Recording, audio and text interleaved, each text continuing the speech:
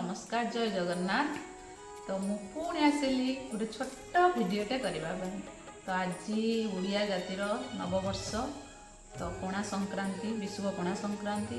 तो घरे घरे समस्ते बेल पणा तैयारी करते। आज स्पेशल बेल पणा घरे तो आपण मैंने भी घरे घरे तैयारी करते बेल पणा।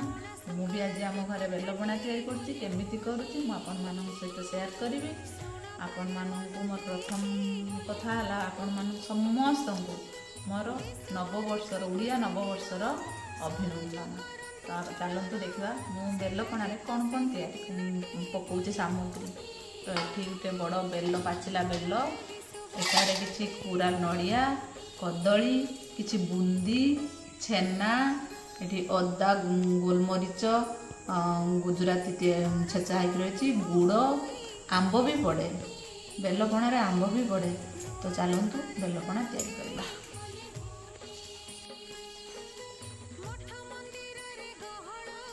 बेल को भल भाव काढ़ीदबा।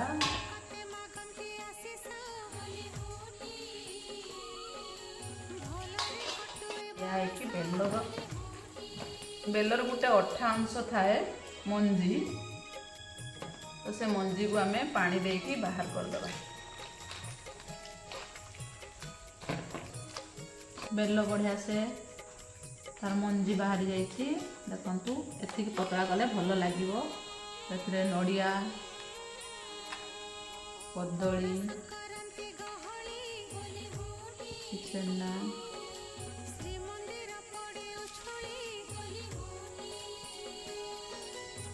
गुड़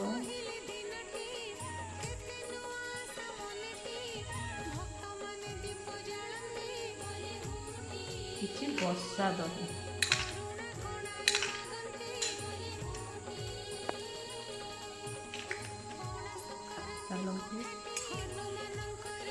ये आंब छोट छोट कुचा है। तो आंब आज पणारे आंब भी पड़े कहीं आंब निहाती पकेबे आपण मैंने। देखु पणा तैयारी हो गला।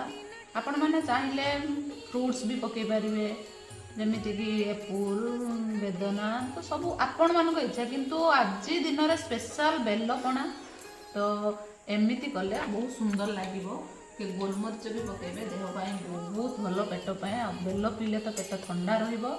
तो चलतु मोर तो आज एमती मु बेल पणा तैयारी कली।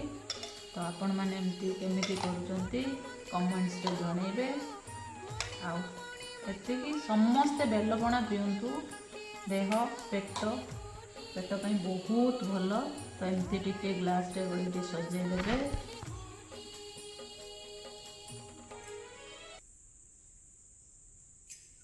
तो प्रस्तुत हो गला बेल पणा।